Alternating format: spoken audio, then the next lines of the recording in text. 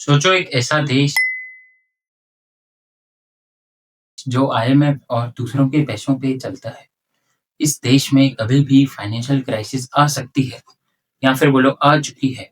ये देश कोई और नहीं बल्कि हमारा पड़ोसी देश पाकिस्तान। आखिर क्यों पाकिस्तान कर्जे में डूबता जा रहा है? आखिर उसकी इकोनॉमी में ऐसी कौन-सी गलतियाँ हैं?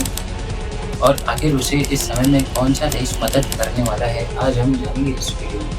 Now, citizens in Pakistan are reportedly angry over rising fuel prices. Pakistan's debt has reached its highest ever levels. To think, if somebody thinks that countries like Pakistan, who are devastated, loans would be enough, that is not acceptable. It is something which is absolutely unacceptable because loans over loans, your back will break and you will never be able to stand up. आज पाकिस्तान पे 80 trillion Pakistani rupees का कर्जा है, यानी $286 billion का कर्जा। जितनी पाकिस्तान की जीडीपी है उसमें से 70% तो उसके कर्जा चुकाने में ही चले जाता है। पाकिस्तान ने बाहर देशों से भी इतना कर्जा ले रखा है कि उसको हर महीने चाइना और आईएमएफ को बिलियंस ऑफ डॉलर्स की पेमेंट करनी पड़ती है। ये सब तब होता है जब एक देश रोजमर्रा का खर्चा भी कर्जे से चला रहा हो। बट आखिर पाकिस्तान पे इतना कर्जा है क्यों? देखो, सबसे पहले तो पाकिस्तान का गवर्नमेंट रेवेन्यू बहुत कम है। ये करप्शन की वजह से है। करप्शन की वजह से ही हॉस्पिटल्स, एजुकेशन और टैक्स पे अफेक्ट पड़ता है। करप्शन की वजह से लोग टैक्स नहीं भरते, जिसकी वजह से सरकार को पैसा नहीं आता, जिसकी वजह से सरकार लोन भी नहीं चुका पाती है।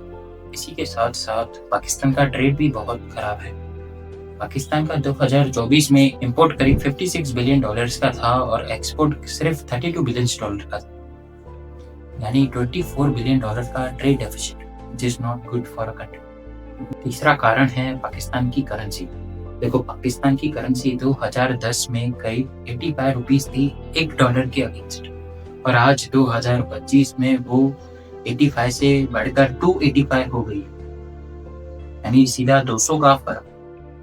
इसका मतलब पाकिस्तान की करेंसी बहुत तेजी से गिर रही है, यानी जो भी लोन पाकिस्तानी डॉलर्स में लिया है वो उसके लिए अभी और भी महंगा हो गया। पर आखिर ये सब हो क्यों रहा है? आखिर पाकिस्तान की इकोनॉमी में ऐसी कौन सी गलतियां हैं जो पाकिस्तान को कर्जे में डुबा रही है? सबसे पहले तो है नो लॉन्ग टर्म प्लान। देखो, पाकिस्तान की गवर्नमेंट कभी लॉन्ग टर्म प्लान करती ही नहीं। वो सिर्फ इस साल का ही खर्चा देखती है कि कौन सी जगह से लोन लेना है। पाकिस्तान की गवर्नमेंट अगर लॉन्ग टर्म प्लानिंग करती भी है तो करप्शन और इनस्टेबल पॉलिटिक्स की वजह से वो कभी एग्जीक्यूट ही नहीं हो पाता है, जिसकी वजह से पूरा का पूरा देश वहां पे रुक जाता है। दोस्तों, सवाल ये उठता है कि आखिर ये लोन पाकिस्तान चुकाएगा कैसे? तो पाकिस्तान को सबसे पहले अपने देश में करप्शन खत्म करना होगा। देखो, ये जितना कहने में आसान लगता है उतना आसान है नहीं। गवर्नमेंट को इसके लिए स्ट्रिक्ट रूल्स बनाने होंगे और करप्शन जड़ से खत्म करना होगा। दूसरा तरीका है ट्रेड को एफिशिएंट करना। देखो, ट्रेड एफिशिएंट करने के लिए पाकिस्तान को एक्सपोर्ट बढ़ाने हो, जिसके चलते पाकिस्तान को अपने देश में प्रोडक्शन और मैन्युफैक्चरिंग का स्केल बड़ा करना हो। जब पाकिस्तान लार्ज स्केल पे मैन्युफैक्चरिंग करेगा तो ही वो दूसरे देशों में इंपोर्ट कर पाएगा, जिससे फॉरेन करेंसी पाकिस्तान में आएगी और इसी फॉरेन करेंसी से अपना लोन भर सकता है। इन सबके साथ साथ इसमें पाकिस्तान को चाइना, सऊदी अरेबिया और यूएई ने सपोर्ट किया है। पाकिस्तान को इनसे फॉरेन इन्वेस्टमेंट्स भी मिले हैं। बट जो ये हाल पाकिस्तान का है, वैसा ही कुछ हाल हमारा भी हो सकता है आने वाले सालों में, अगर इंडिया में ऐसे ही करप्शन चलता रहा। इंडिया को भी स्ट्रिक्टली एक्शन लेना पड़ेगा अपने इकोनॉमी के लिए चलते, नहीं तो हमारा हाल भी पाकिस्तान के जैसा हो सकता है। बाकी पाकिस्तान पे आपका क्या कहना है मुझे नीचे कमेंट बॉक्स में जरूर।